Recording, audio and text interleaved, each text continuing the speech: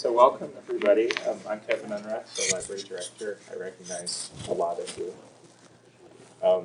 Let me introduce Deborah Felmeth, who's going to talk about her wonderful book that I had a chance to look through and was so interesting and so relevant to the news today. And I'll leave it to you. Thank you so much for coming. Thank you. And thank you all for coming out tonight when it's so cold. So I really am glad that you're here, and I'm glad to know so many people. This has been my hometown, well, or close to it, since 1978, so I'm really glad to be home with you. And Kathy just asked me, and how is your husband doing? Of course, because Muawiyah is from Damascus, and I said, well, he's heartbroken, but he's also really happy to be home in Middlebury, Vermont. So, and I think that's a really true thing, that we are both really home here. But I want to talk about that other home, which is so far away and so much the same, so different. I think I want to start with what I thought I might end with, which is we are them and they are us. But I'll just put that out there right now because we have far more in common with all of the people in Syria than we do have differences. But I'll talk about the differences because it is far away, and it is another culture, and it is another land, and another language, and another way of doing things. But I'll also, in this opening, say there's a lot of life being lived in Syria now, right now, today, although according to the clock, they should all be asleep. It's well after midnight. But it is a hard thing to comprehend how much life might be being lived in a place that is in war. But we all know stories of other wars and other places and other peoples who have done that. And I say that not because I want to make light, as if everything is all right, because it is not. But to remind us to give all of our hopefulness, not just to a peace process, but to the people who are trying to get their kids to school on time, or who are out in the market buying food, which is 40 times more expensive than it was 3 years ago. So that we remember that the people who are there are the ones whose lives are in jeopardy, and they are also the ones who are trying to create something. And that may be an entirely reformed nation, one that they haven't seen before, one that we have no say in, or it may be something that they're wrestling with other countries, like ours, to create their lives. I didn't have any idea I was going to say all of that. So I'm going to go back to what I did know that I was going to say, and that is, how did I get there? Because I went to Damascus in 1991, and I had been living here in Middlebury, Vermont for 13 or 14 years at that time. But I was actually born in New Jersey, and I am the daughter of a Presbyterian minister. And I was very involved with the church when I was young, but I also had some great disagreements, philosophical disagreements in my 10-year-old mind with my father's God. And so sometimes, welcome in, hi. Sometimes I thought, I don't really want to go to church because the God that my father is talking about is not just exactly the one that I know. But I couldn't because I knew it would break his heart. So very early on I decided that the way I could stay in church and be a totally honest person, which I think all children really desire, was to devote myself to music. So that was my decision. I went, I can do music in the church and stay here wholeheartedly and be 100%. And then in 1967, I watched as my father went through a terribly anguished moment, and I couldn't understand what it was. And that was the Six-Day War. And I heard about it, and I simply did not comprehend. I had studied the Revolutionary War and the Civil War and the Spanish-American War and probably some other wars too, but the Six-Day War didn't make any sense to me. It still doesn't make a lot. But a couple of years after that, I was protesting the Vietnam War. And that was making a lot more sense to me because by that time I had made the decision, really, that whatever the problem was, war was not the answer.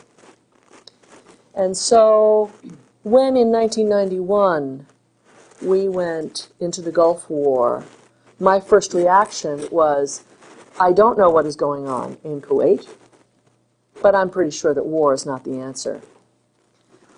Naive, yes. Not very well informed, yes. Open-hearted, yes. Willing to learn, yes. I took a job teaching music at the international school in Damascus in order to be able to live in the Middle East so that I could find out. So I went during the Gulf War. And I know it's odd to say, well, there's a war, so what will I go? I'll go to that area and see if I can learn something, I know. But luckily, my mother, when she was the first person I told after I had gone to a hiring fair, and this was in New Orleans, of all places.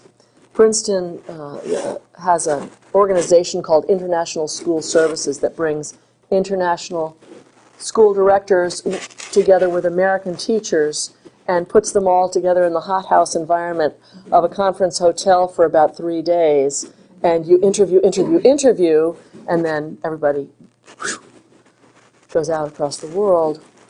And I called her from there and I said, well, I've decided to go to Damascus. And she said, congratulations.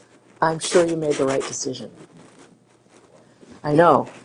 Yay, Mom. Mom turns 96 in March. She's still going strong. And she came to Syria twice.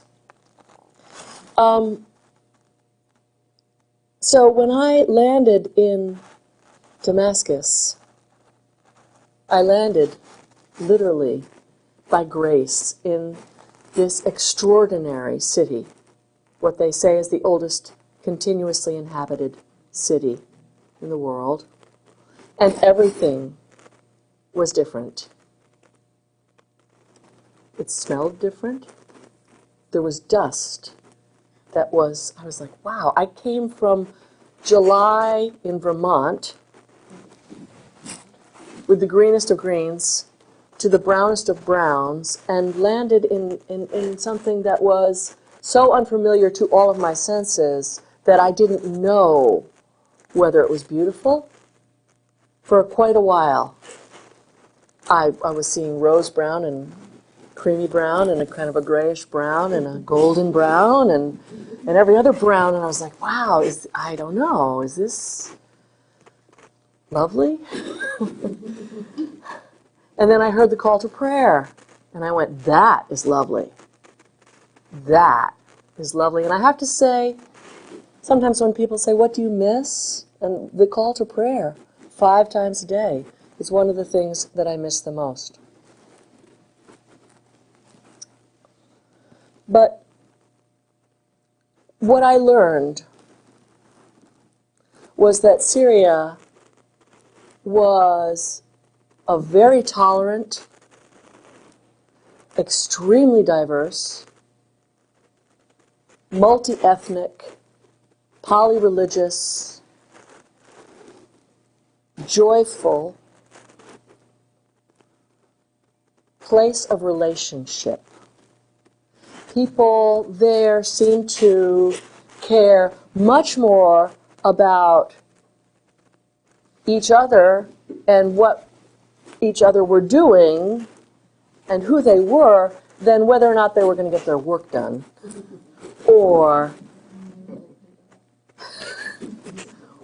I don't know how many dozens of times I was in some shop or walking on the street when I met someone who would say, actually, you are a very interesting person. I think I'm just going to close the shop. My wife would love to meet you. Let us go have tea. It just, and it happened everywhere. It happened in every city. It happened in Aleppo. It happened in Palmyra. Won't you stay?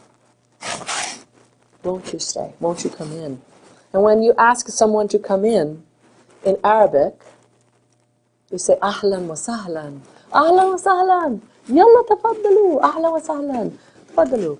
So tafaddalu means please come in. But ahlan wa sahlan, ahl is the root of family. So it means like family. And sahal is the root of a wide open space, a prairie. So it means like family and on level ground. So every time someone is inviting you into their home, they're saying like family and on level ground. That's pretty great. Another thing that I noticed right away was that I didn't learn people's names. I learned who they were related to, because I would be introduced to someone who was the father of Omar, or the mother of Layla, or the daughter of, or the sister of. So instantly I would know something about that person in terms of the web of relationship, which turns out to be extraordinarily strong. And I don't know why I'm going to tell this story now. I met Muawiyah very early in my time there. And a lot of things, a lot of facts can be discerned from a person's name. And in this case, it wasn't his first name, and it wasn't his relationship name, it was his family name. I went to school in the morning, and a Syrian woman who was a teaching assistant came up to me and she said, I saw you taking a walk with a man last night. And I thought, wow, it's a city of 4 million people, and I was just taking a walk, But she said, what's his name? And I said, Muawiyah. And she said, no, not his first name, his family name. What's his name? And I said, oh, his last name is Buzo. And she said, oh, that's a very good family. And I felt like I was being vetted, by the Daughters of the American Revolution or something. It was like, it was clear. Well, and it wasn't until long after that I understood that from that, she had known that he was of Kurdish heritage, that he was from one of the noble families of the 19th century that worked with the Ottoman Sultan Abdul Hamid II, and that his great-grandfather was a pasha, and that all of this was in his name.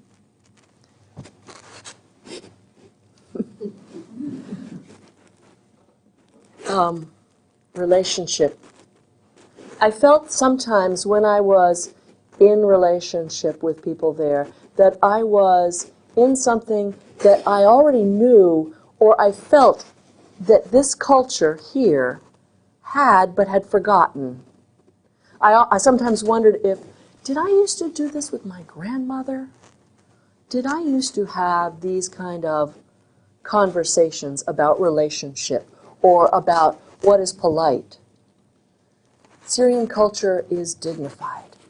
There is a tremendous amount of respect, honor, dignity in everything and in every way that people relate. And it's true of people who live in the country as well as people who live in the city. Friendly, generous. If you were to happen upon a Bedouin tent, you go, well, how do you happen upon a Bedouin tent? Well, you drive through the desert, and there aren't that many roads, and occasionally you would see one. Bedouin tents are hand-spun, hand-woven goat hair. And they are really intriguing. So when you're driving and you can see it for miles and miles and miles, if the road starts to go and you go, ooh, we're actually going to go a little close to that tent. Could we? Yes, you could. So you turn off and you start to bump across the desert and you pull up in front of a Bedouin tent, and guaranteed someone will come out and say, Ahlan wa sahlan, tfaddali, come in, and make tea and serve you bread, sugar. Which reminds me, there's a wonderful expression that Muawi and I were talking about recently, and that is, it's an expression that has to do with trust. And it, again, you can help me with this. There's something in our culture that is similar, but I don't know what the phrase is. But the phrase there is, because we have shared bread and salt, because bread and salt is between us, then everything is going to be clear, right? Or everything is going to be trustworthy. Bread and salt. So to give you a feel, I'm going to play a song. So I always feel like it's easier to understand culture from feeling it than from thinking about it.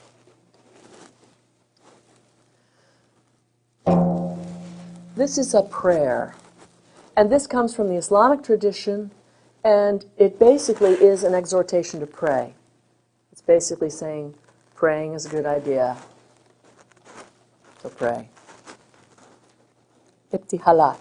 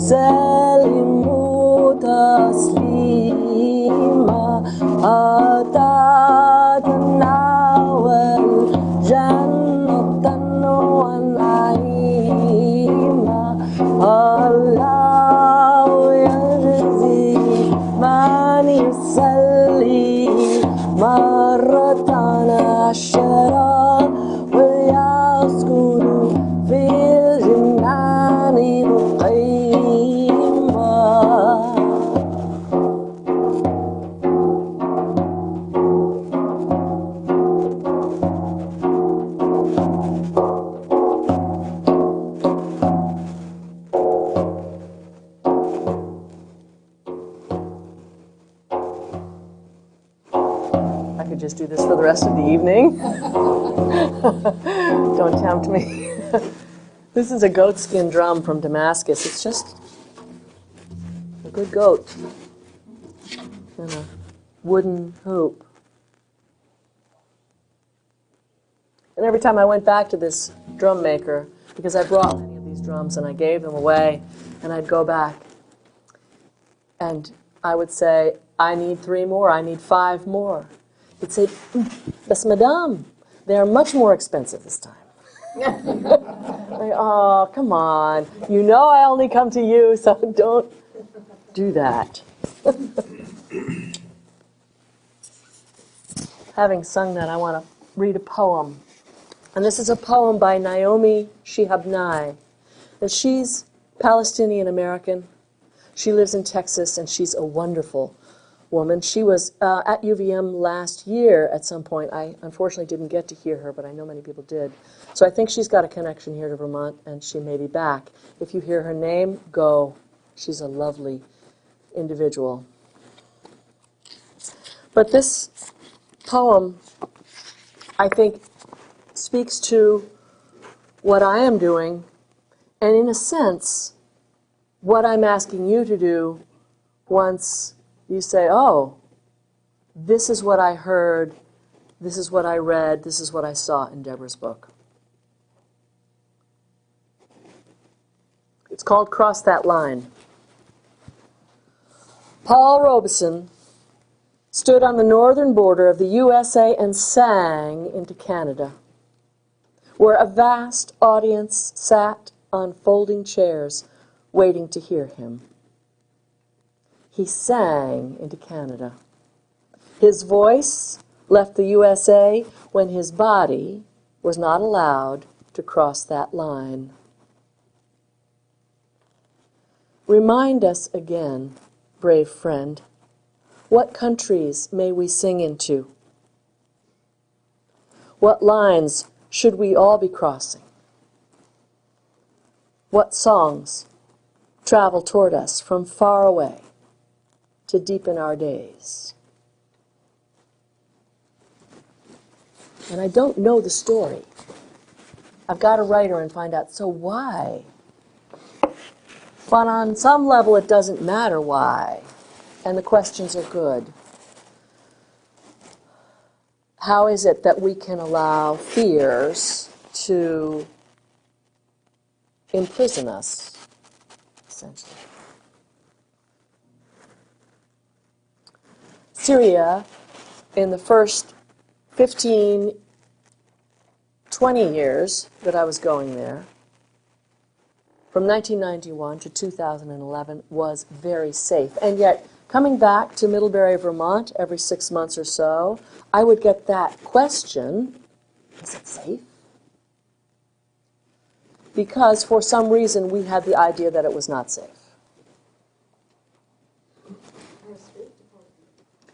Okay. Carol brings up a really good point, and I'll just give a fact here, a factoid, one of the few that I know. That is that in the time that I was there, and I don't know when it started, but between 1991 and now, only 10 months of that period was Syria off the State Department list of areas to which you are advised not to travel. So we were leading trips for many years during this time, and Carol came with us on one of those. And so it was people who said, I'm going, you tell me it's safe, it's safe. And it was safe. It is no longer safe. The culture of that, the fabric of that culture is at risk of being entirely rent asunder. And yet it's the fabric of the culture that has the potential to rebuild that country. So I did many things over these many, many years. And one of them was that I spent a long time on the Euphrates. And the title of the book came from one of these moments on the Euphrates. And this one happened to be in 2002. And I was in a kayak, which I got out here on Munger Street. A two-person folding kayak that I could put into 2 suitcases and take to Syria. And I was near Raqqa, and you probably know the name Raqqa now, as it is the stated capital of the Islamic State. And it is also the area that there's a beautiful palace there which is the former summer palace of Haruna Rashid. And if you know the name Haruna Rashid, you might recognize it from the 1001 Nights. So he had a summer palace near Raqqa. It's entirely made out of quartz crystal. It really is entirely made out of quartz crystal, so that when you see it across the desert, the first thing that you see is this dancing shimmer.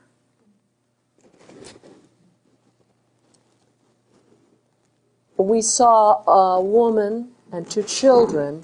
I was with my Dutch friend Esselina. She was paddling with me. And the woman and 2 children were running along the bank, and we were coming along a long sweep of river, and we did that triangulating thing so that we met. And we pulled over to the side, and the little boy, who was 7 or 8 years old, had held the nose of the boat, and we sat and talked. And the young girl was as shy as a wildflower.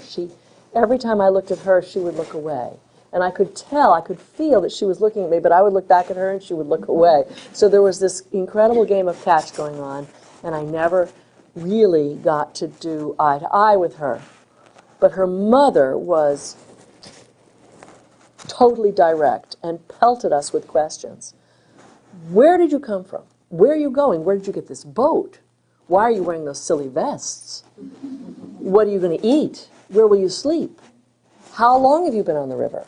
Why are you on the river? Why would you want to do this? Do you love Syria? Yes, yes, and yes, yes, and yes. We loved Syria. I love Syria, then and now. And we asked her questions, but then it was just time to go. We never got out of the boat. So the little boy pushed us off. The belly of the river picked us up pretty quickly because we were just on the far side of the curve. And so we hadn't even paddled, and yet we were fairly swiftly away.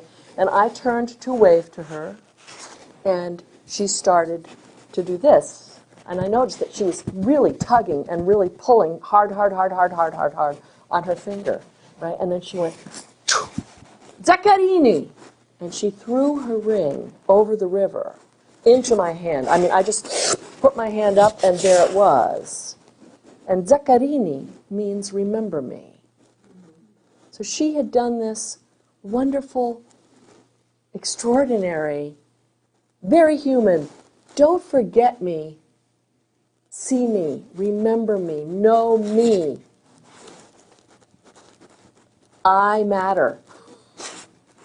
It's so human. It's so incredibly, beautifully human. So I had to call the book this. It was a command, and it is a command, and many different experiences in Syria had that same flavor. None of them were quite as extraordinary as that, but the flavor of, I really want to see you. I really want you to come home with me now and have dinner. I really want to make this connection. It was on that same trip where Selena and I woke one morning quite early. We had camped in what we figured was a nice deserted stretch of river. We were always trying to camp. If there was a village here and a village here, we would camp here. Not too close to anything, not too far away, or on the other side of the river. You know, we were trying to just, when dusk was about to fall, we would go, okay, here, whoosh, and put it back in. And we had gotten up in the morning, and we went swimming. And then we'd gotten out, and I was seated on a small Syrian carpet with a little burner, and I was making coffee. And Esselina was beginning to pack the tent. And then I heard her make a noise, and I looked, and she did the head toss, and I looked, and there were 5 men with jerry cans who were walking toward the river. And we saw them before they saw us, and I went, huh? We're on an army base. No wonder it's deserted. I don't know how I feel about this. And so, what do? Salamu alaikum. Salamu alaikum. Peace be unto you. And they all went, wa alaikum salam. And then very, very, a great deal of discretion. Gaze away. Okay, so then I see them. They're down at the river, and they're going like this, and they're going, women, boat, tent, coffee? All of this is going on, and yet there isn't really any contact. And they walk away. We say, ma salame, go in peace. They say, hatakon, I take your leave. It literally means, I take your leave. So we went, okay, we really are leaving. We probably shouldn't be here. So we pack up the tent. We are just barely getting everything stuffed back into the boat so that we can get back in it. And one of the men comes back, and he has steaming hot bread. And he says, do you have bread? Okay. So that was the degree of safety.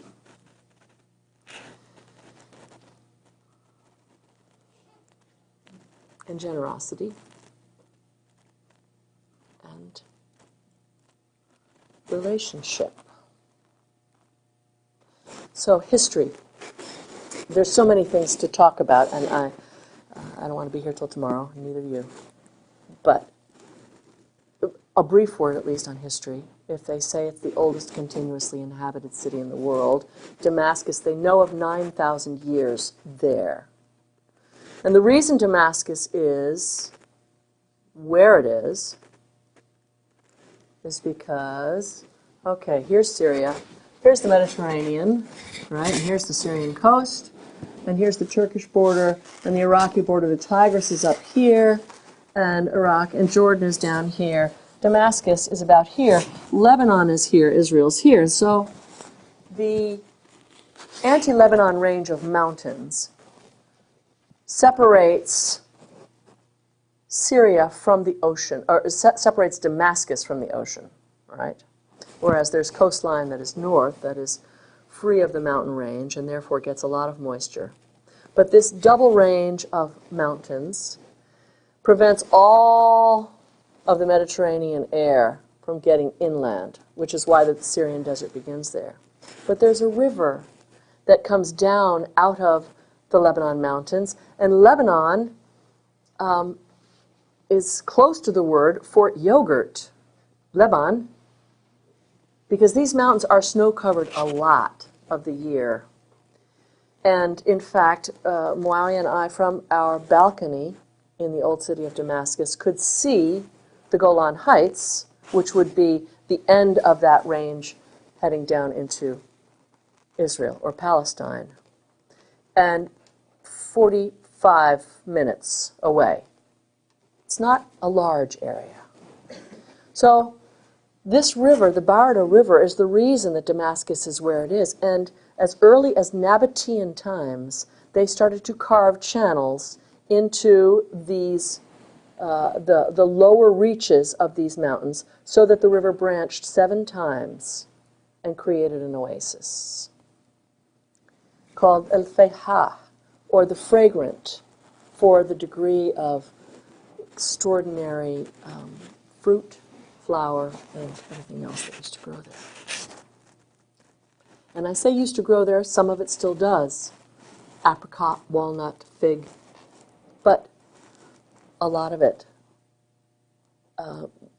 is gone because of the strain of population growth and because of climate change. In the center of Damascus, there's a mosque, the Umayyad Mosque, which is said to be the 4th holiest site in Islam after the mosques of Mecca, Medina, and the Dome of the Rock in Jerusalem.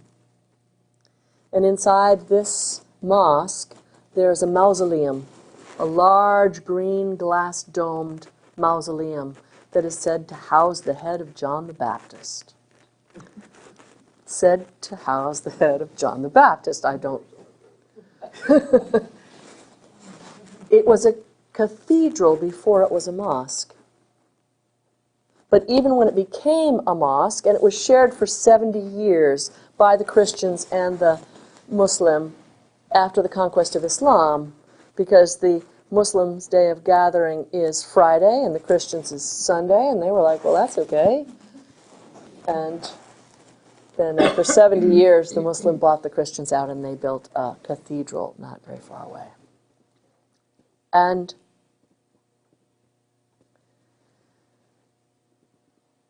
underneath, or on this same spot, is a Roman temple.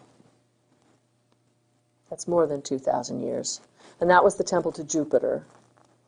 But underneath that is another temple, all the same spot, and this is an Aramaean temple to Hadad, or the god of thunder. So on this one area, which is large, between a very large courtyard area and a very large prayer hall area, it's a very big space. So there are many places in Syria where you can see extraordinary ruins, colossal ruins, such as the Romans left in Palmyra, but also places in which you need an archaeologist to be with you to know what you're looking at. Jurf al-Ahmar is the name of a pre-pottery Neolithic site. So there isn't a lot to see there until you walk with him and you go, do you see this change in the land from here to here, this darkening of the soil? Follow it, it's a wall. And it shows the move from hunter-gathering to agricultural society in a change in construction from round to square housing. So all of these things, there were hundreds of sites in the northern Euphrates that were being excavated before the building of the second dam on the Euphrates in Syria, although Turkey, before the Euphrates enters Syria, has 18 dams. Water is really the issue in many places. It's also the issue in the Golan Heights. And in Jurf al-Ahmar, the villagers were told, your houses are going to be inundated. You need to take this rebar and these concrete blocks and build new homes up there. And they didn't move. And when I spoke to them, they said, the river hasn't moved. And I went, yeah, but it's going to move. You know it's going to move. And they said, yes, we know it's going to move, but it isn't moving yet. And if we build the houses out of the concrete blocks and the rebar, which the government has given us, the houses will be cold in the wintertime and very hot in the summertime. So we are making mud brick again, which takes a lot longer. But the mud brick homes are very warm in the wintertime and very cool in the summertime. So slowly but surely, they were creating their building materials. When I went back the last time, which was around 1998, the water was rising, and the houses literally were just dissolving right back down into the river where they had come from originally. And these villagers broke through the roofs of their houses, and they took these long poplar roof beams, because poplar grows straight, strong, fast. When it's dried, it makes a great roof beam. And so they were just breaking through to take those and walking up and down their homes. There's resilience in Syria. One of the things that when people ask me about refugees, I say is many refugees only want to go home. That does not mean we should not give them every assistance that they need now. Every assistance, absolutely. There isn't any question about it. And good for Vermont for saying, yes, bring them here, when some other states are refusing. I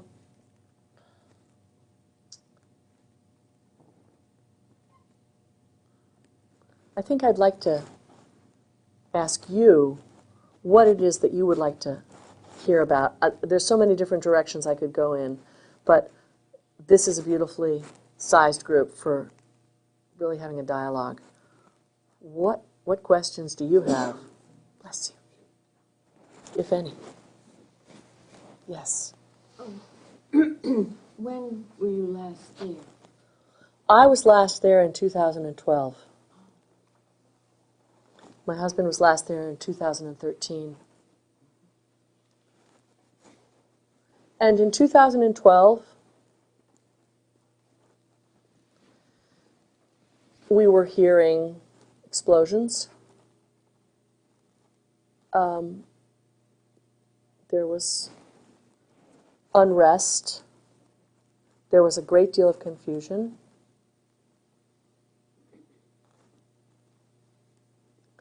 And it didn't feel as if there was still a sense after the Arab Spring, many Syrians said, yeah, but not in Syria.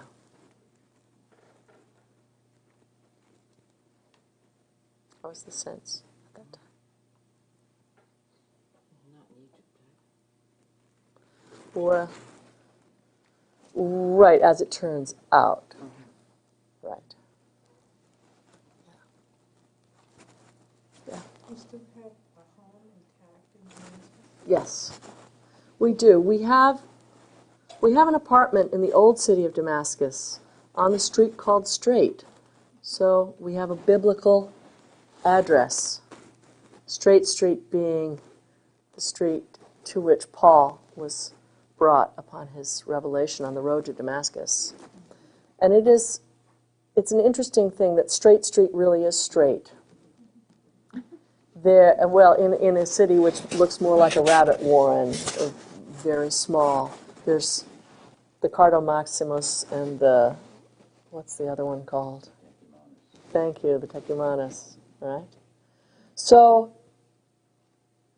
when I first had my first March 21st spring equinox, I went, oh, I had thought this was a Roman road, but it was much pre-Roman, or at least the Romans were responding to something that was there much before that. As I watched the sun rise in the eastern gate, and then I looked and I went, oh, and there is Mount Hebron. Huh.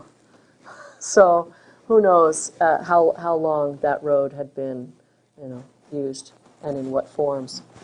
Damascus had at one point 12 gates. There are 8 gates extant now.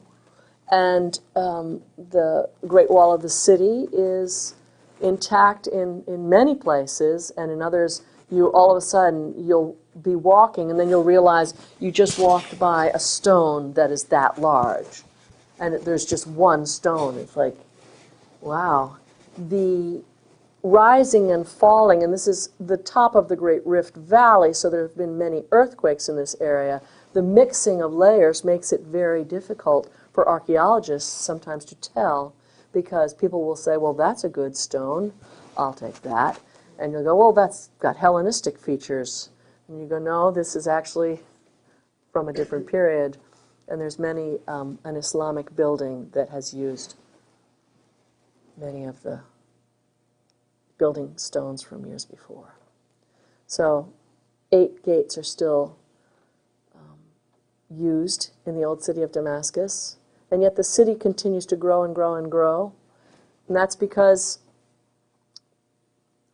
the drought which hit Syria during the first decade of the 21st century was enough to make tens of thousands move from the rural areas.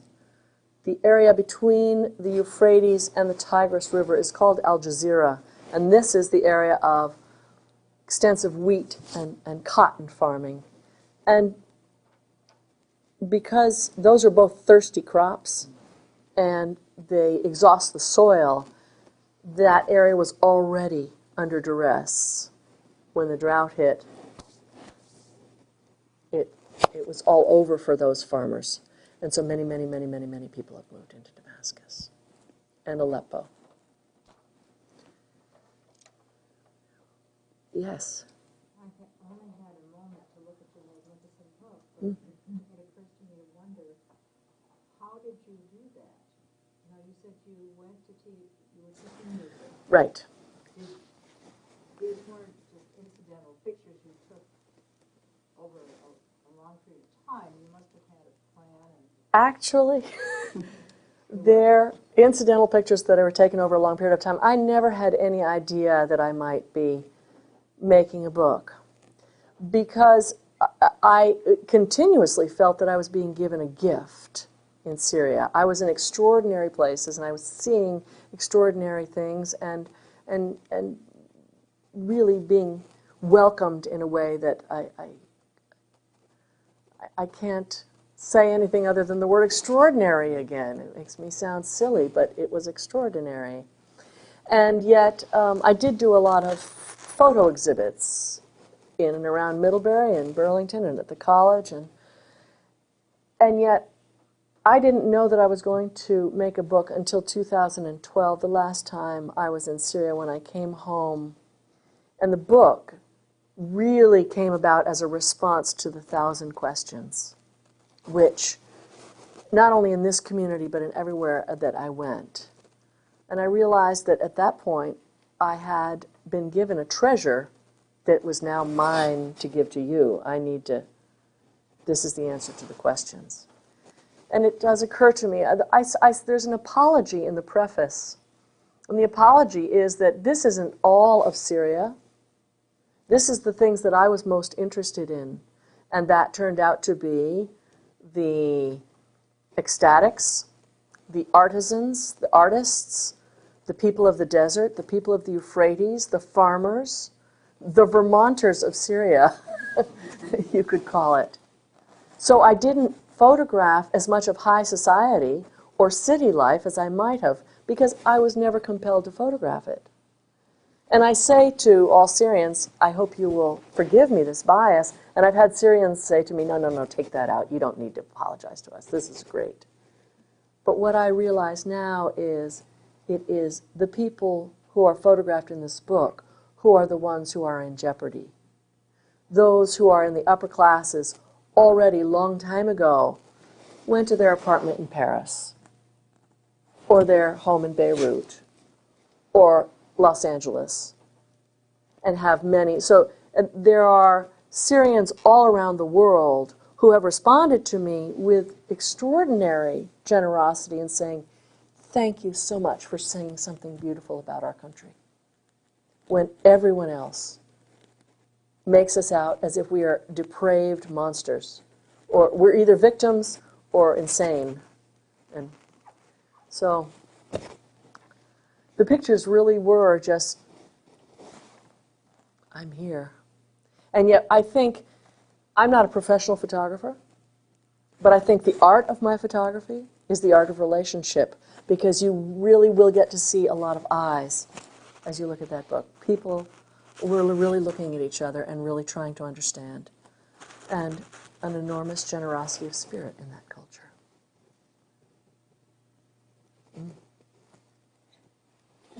Can you say a little bit about your perception of why things have spun out of control so badly in this country?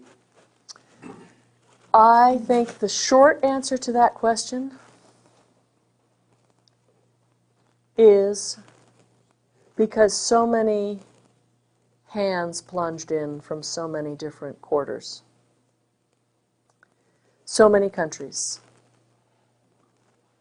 have some kind of a stake or an interest that they really, you're welcome, hijacked what was a real call for reform, a genuine opposition, small but very real, very intelligent, and almost instantly subsumed by something else. And this is hard for me to talk about because I don't know. I have many theories. But I do know that there are so many countries that have become involved, and they are not for Syrians. They are for their own purposes, whatever they might say. And I think that's responsible for the spin out of control. And it's possible to talk about it on a resource level. It's possible to talk about oil and gas and pipelines and things like that. It's possible to talk about it on a geopolitical strategic level, exactly that point on the globe. It's possible to talk about it on a religion level. All of these things may be factors, and none of them alone accounts for the terrible tragedy. What I think I respond to with the greatest anguish, and I could quote someone who's in the know and a go-to person for the State Department when he said, well, some countries are dispensable. And I went, how could you even use that word? Because it is the Syrians who are on the altar of sacrifice here, for whatever reason, and it isn't of Syrians' own doing. What about Assad's role here? His role is extraordinarily complicated in this because while he cannot be entirely praised, he cannot be entirely blamed either. He, I believe, is in the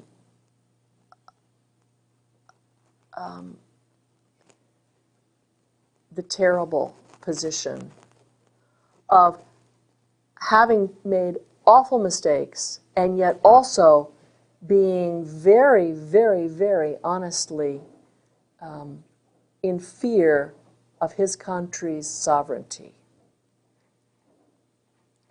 There are many Syrians who, even at the very beginning, who were calling for reform because reform was needed, and he wasn't doing it fast enough, although he is a reformer, who have now gone back to support him because they've gone, oh, okay, wait a second. Bashar or ISIS? Bashar. There's not much of a choice there. So, has he made mistakes? Yes. And yet, I think he's very dearly holding on to the tiller of that country because he knows that it will be not Syrian if he lets go. So many of for instance, the United States puts up repeatedly, in the same way we put Ahmad Chalabi, as the perfect Iraqi, right? We've put up a couple of the perfect Syrians. And don't ask my husband about that unless you want to get an earful. Because what happens is that, yes, this person was Syrian-born and left at the age of 19 and has been living in Paris and so isn't any more Syrian. And most Syrians inside the country are saying, let us who are inside the country decide our future and fate. And not any grand interim anything that has been imposed on us from the outside. Oftentimes you hear the call, if everyone who isn't Syrian would get out of Syria, we might have a chance. Now, I don't know how that's going to happen now. I don't know how it's going to happen. I still pray that it might, but I don't know how. Because everybody's got a different reason for wanting to be there. So what is it about this extraordinary piece of real estate, this one spot?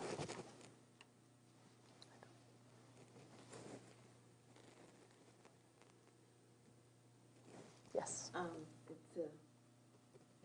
It's a lightweight question. Good. Where does Assad live? Where is the government or a governmental building. In Damascus. In Damascus. Yes. Yeah. Damascus is the political capital. Aleppo was the industrial capital, economic capital. Those are the two largest cities in Syria. And again, if you look at my invisible map here, this Damascus to Aleppo has all of the population centers from Homs to Hama and the Syrian coast of the Mediterranean, Latakia, Tartus, right? Whereas out here, you have the great Syrian desert, Palmyra in the middle of it. If you come from the north, you have Raqqa and Deir ez-Zor. The northeast, a very sparsely populated, largely Kurdish area. But the 2/3 of the land mass is very sparsely populated because of the desert. And 1/3, that north to south axis from Damascus to Aleppo, has most of the population. And the population, I mentioned the word diversity, but I didn't tell you from where. So the Syrian inheritance is, from the most ancient, would be Aramaean, Aramaean being the language that Christ spoke. And the Aramaean people are the modern-day Palmyrans are heir to the Aramaean civilization. So Aramaean, and then you have Chaldean, Nabatean, Arabian, Bedouin, and from further north, Turkmen, Circassian, Armenian, Kurdish. And all Syrian. So you might know from someone's name what their heritage was. Muawiyah's last name indicates that he's from Kurdish culture, but his family had been in Damascus for more than 300 years. So this is very well mixed over centuries. Yes. Damascus is an ancient city. Yes. Now, if you go to Aleppo, is it like totally different? Aleppo is an ancient city as well. The Citadel Mound, which is in the center of Aleppo, and here you have a citadel which is basically Ayyubid period, which is 13th century, I'm going to say. All of it Islamic era is what you're seeing on the top level. However, in the first part of the 21st century, they started to do soundings because many times the governments are saying, no, we don't want to disturb what's on top, even though we know something is underneath, because the top is Islamic culture, and that's very important to us. And if it's 13th century, we would count that as old, even though you could go several millennia more. They have found, and because there's the story of Abraham associated with the Temple Mound in Aleppo. So where Abraham came from in southern Turkey, Urfa, is not very far from Aleppo. Okay? So Aleppo, a much more stone city. There's a stone massif in the northwestern corner of Syria. And in this, there's also what we call the dead cities, probably 700 small but very significant remains of Byzantine civilization. So first 700 years of the Christian era, from 100 to 700 AD. And these are stone basilica and buildings that were all abandoned at a similar time in the 8th century. And historians debate. They do not know why. Why all of a sudden? There's no record of a war or of a famine or anything else, but for some reason. So Aleppo is a stone city. Damascus is much more of a wood city. Yes, stone. Water flowing through many courtyards, fountains, a great deal of beauty and decoration. Decoration on ceilings and walls, beautiful oriental carpets. So this very inward-looking style of architecture. It's called the architecture of the veil. If you see a good Arabic house, you can walk around the whole thing, and it might be a city block, right? Because it covers a large area, and yet you can't really tell too much. Be invited in. That doorway will take you down a small passageway into a courtyard, for sure. And the courtyard will have lemon trees and jasmine, fountains, mosaic, stone. Extraordinary. And all the rooms on the ground floor arranged around those courtyards are used in the summertime because they're cooler. Whereas the rooms on the top floor would be used in the wintertime because they gather more sunlight, they'd be warmer. And so none of that would be visible from the outside, but from the inside, a true magnificence. Yeah. What is the population of Syria? The population is around 20 million. And that is taking into account those who are internally displaced and those who have left, and 250,000 people who have died in the 5 years of the conflict. Yes? I'm curious about how you were perceived as an American. Obviously, you were welcomed Yes. in an extraordinary way, but what was the perception of American culture for Syrians? If it was Right. Okay, so in the early years, during the 90s, I was lucky enough to live in Syria before satellite television and before the internet. So I was able to see the culture with its pretty much contained, inward looking, right, before it looked out. And at that point, coming into it, being an American was both an oddity. There were not very many Americans. Even though I was teaching in an international school, there were a handful of American families. And it was always something that was almost like a dream. Like, an American? Really an American? Whereas later on, it became an American. We know who that is from satellite television and from the internet, and we love your culture, right? So during the Gulf War, we were leading trips, and many Americans would get there, and they would want to apologize. It's only natural. We're bombing Iraq. I'm sorry. Because we, the people, by the people, of the people, and for the people, really identify with our government. And they don't. So I had to say to people, no. Don't apologize for being an American. They love you. They may not like what America is doing in the Middle East right now, but they know by the very fact that you're here that you're not with him, with Bush, in this particular venture at least. So there was always a great appreciation. I don't know if that's still true. In fact, it's one of the reasons that 2 years ago, when we were going to go, I had deep reservations. I said, I don't think,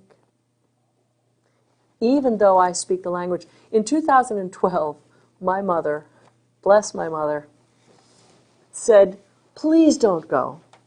Please don't go. And I said, I have to go. I want to go. I'm home there. Muawiyah's family is there. We will come back. And she said, call your good senator. He likes you. And I thought to myself, what is she imagining? But I knew that she was talking about Leahy. So the next day when she called me and she said, did you talk to him? And I said, no, I wasn't able to get him. I lied. I hadn't even tried, right? But then I felt very guilty about that, so I called someone who called someone, and when I got home that afternoon, there was an answering machine message that said, hello, this is Patrick Leahy calling for Deborah Felmeth. You can't reach me because I'm on the road, but I'll call you later. Yay, Patrick Leahy. What did your mother want him to do? My mother wanted to know whether or not he thought it was a good idea. Did he? So, when he finally called back, and I said, I'm really sorry to take your time, Senator Leahy, but my mother wants to know what you think about me going back to Syria. And then I told him the history. And he said, well, of course you should go. You are an adopted daughter of that country by now. You have married into the culture. You speak the language. You've been every place on the ground. You own a home there. Yes, of course you should go. But don't do anything where I might have to work to get you out. He said, don't you dare do anything where I have to go into gear. And I said, I promise I won't. I promise I won't. And then he wanted to talk for quite a long time because he'd been in Damascus. I'll tell one story about him because it was just precious to me. He said, I wanted to buy something for Marcella because she wasn't with me on this particular trip. And so the people at the American Embassy told me which gold shop I should go to because I was in Damascus. I should buy gold. So I went, and he said, this very small shop, very nice man in the suit. And he brought out all of these beautiful things, and was it going to be a bracelet or earrings or a necklace? I didn't know, and I was looking at all these things. And he spoke to a 10-year-old boy, and the boy left. And I continued to look, and I was thinking, well, I might take that. That would be very, but this is lovely too. And the little boy came back, and he was carrying a tray of gold, and he had just gone, and he said, I don't know whether he went to the uncle's shop or the brother's shop, or he said, but you can't do that in Washington, D.C. You cannot trot, a 10-year-old boy cannot trot down the street with an open tray of gold. And he said, and he brought it in and he set it down. And so he just, he's so charming in that way. And so then he finally chose something. And he put his hand on his wallet. And the shopkeeper said, la, la, la. And he said, no, this is not, I'm not buying, tangerines here. This is gold. I'm going to pay for this. And the shopkeeper said, no, no, no, you misunderstand me. It's not that I don't want you to pay. I don't want you to pay me. And he said, I don't get it. What do you want me to do? And he said, well, I have a brother who lives in Boston, and it's very difficult for me to get money to him. So I wonder if you would pay my brother in Boston. And he said, absolutely, I will do that. Yes, of course. You just give me the address, and I will get in touch with him and get the money to him. And he said, thank you. And then Leahy said to the shopkeeper, what do you want me to give you as some form of an assurance that this will happen? And the shopkeeper looked at him and said, well, you are an American senator, aren't you? And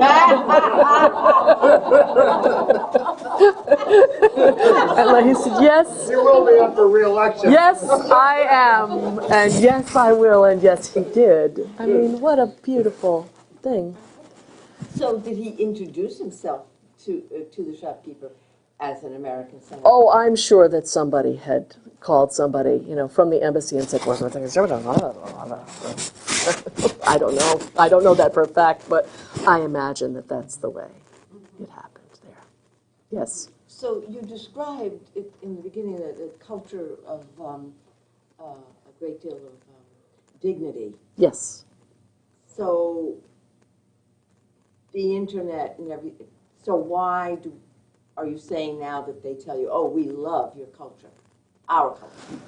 Okay. Which I don't.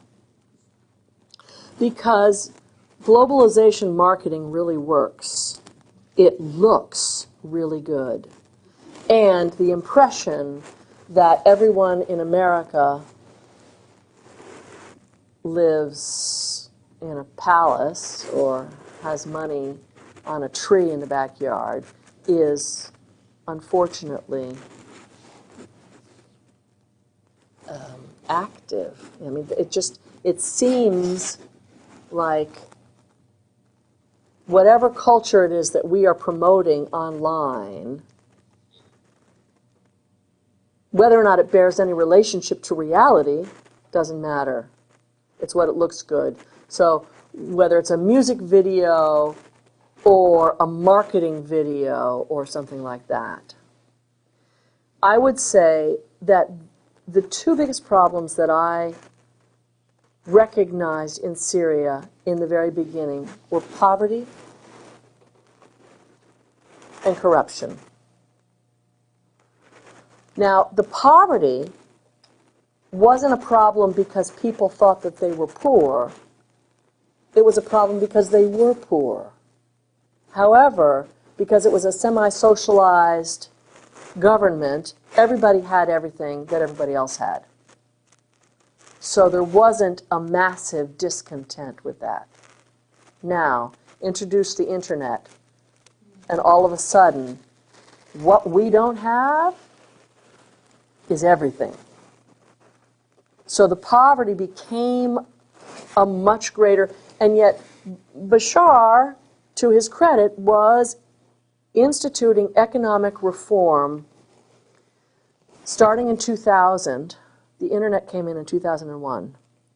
And if you consider that Israel is the next door neighbor, and going back and forth, it's illegal. You can't go back and forth from one country to the other. But if you were to be able to do that, if you were to be able to look into Israeli culture and what they have, and then into Syrian culture and what they have not, it was huge, huge disparity. So trying to bring the Syrian economy up into even, throwing distance of other economies in the region, even Jordan's economy was stronger, while Iraq's was destroyed. Right? Was very difficult, and it was introducing capitalism into a country in which the educational system had not prepared, neither prepared for capitalism nor for democracy. Educational reform is needed. And I know someone in the Ministry of Education who, in 2011, was in the second year of a 5-year rehaul, basically, of the entire curriculum. Where that is now, I don't know. Even at that time, before the uprising, he said, it's going to take 30 years for this to really bear fruit. But the educational system there was rote. Not free thinking, not problem solving, not. So, when capitalism was introduced, some people got it right away. And the rich started to get rich, and all of a sudden a lower class started to develop that was massive. So, the internet only went to exacerbate that problem. Right? Because all of a sudden, what had been extremely inward-looking was. Now, combine that with a massive population growth. 70% of Syrians are under the age of 30. 70%. So, climate change, youth bulge, as they call it, the economic disparity, all of these things are in this breakdown at the moment.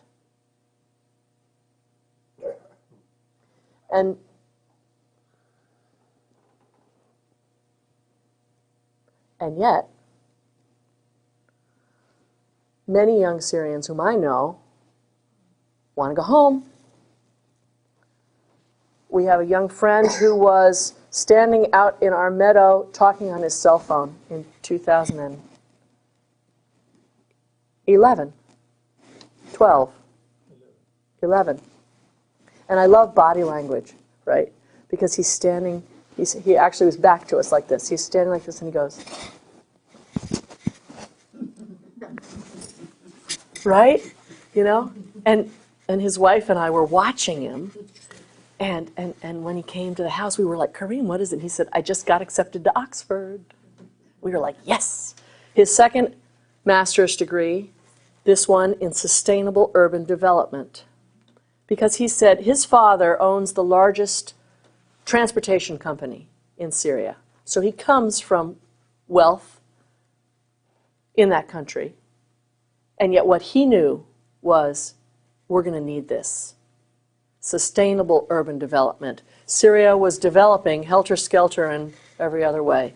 I'm going to figure this out and be prepared because we're really going to need it. Now, it isn't true that all Syrians want to go home, but it's true that a lot of them do. Sometimes people say, well, what can we do? One of the things that I say is stop weaponizing. If we would stop weaponizing, a lot of things would be better.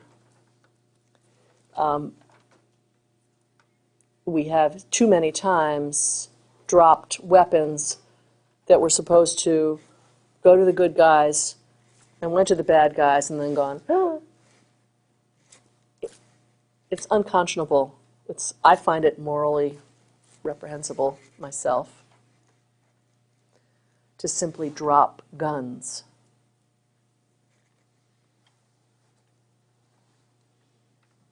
And we can help the refugees. Any more questions? Yes.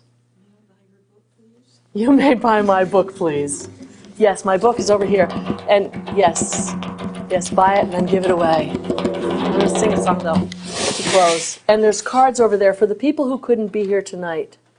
Take a card or two and send it to somebody in some other state and say, check this out. I'm only trying to put a human face on what has really turned into inhuman suffering. And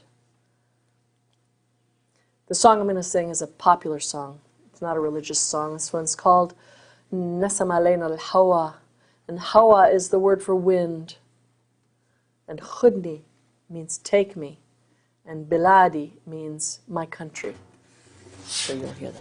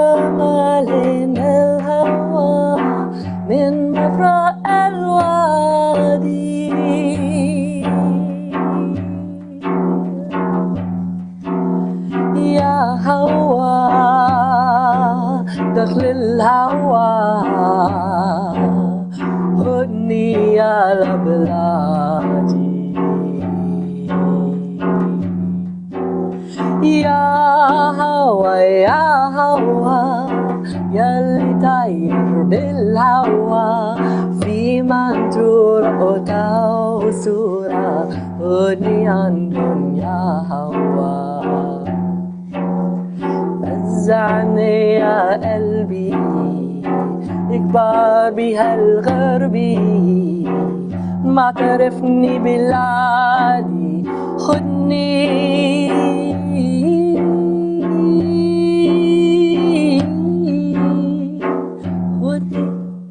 خدني يا بلادي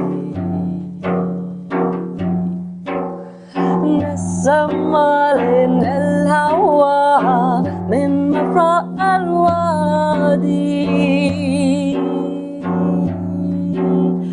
يا هوى دخل الهوى خدني يا بلادي.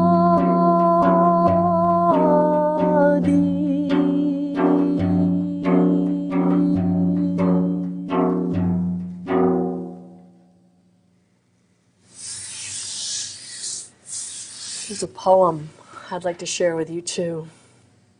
And this is an odd choice because it's William Stafford, a good New England poet.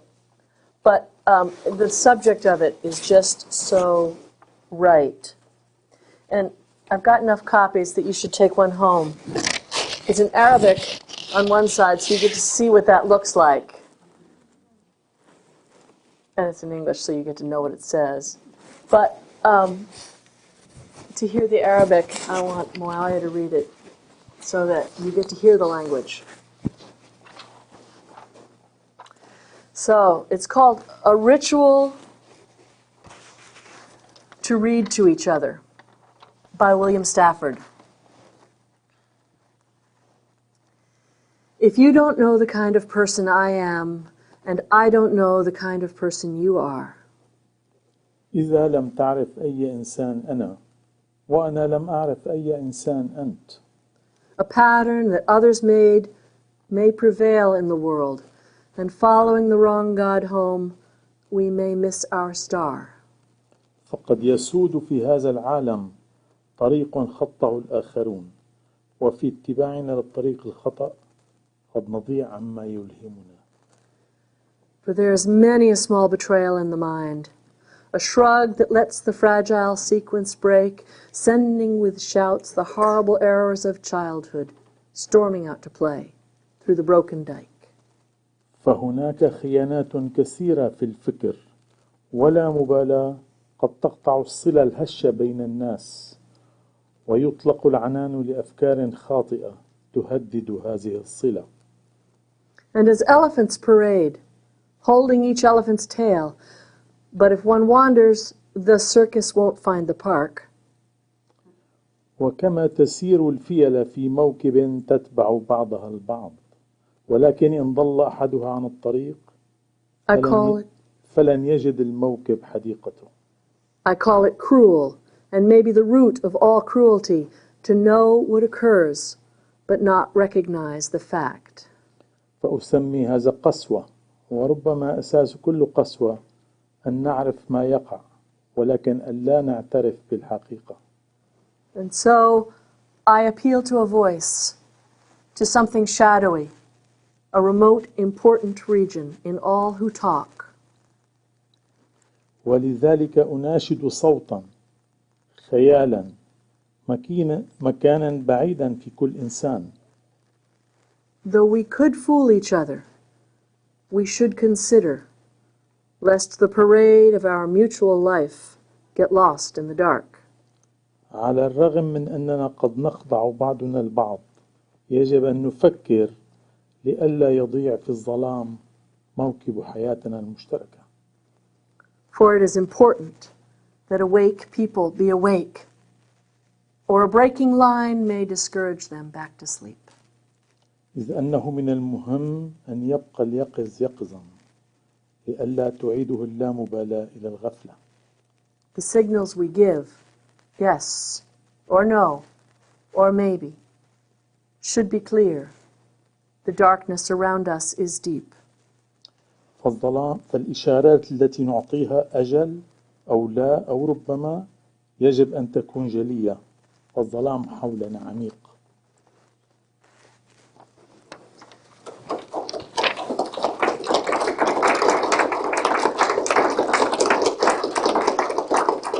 Thank you.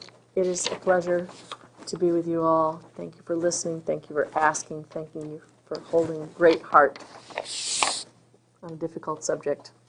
Feel free to look at the book. Thank you, Deborah. You're welcome.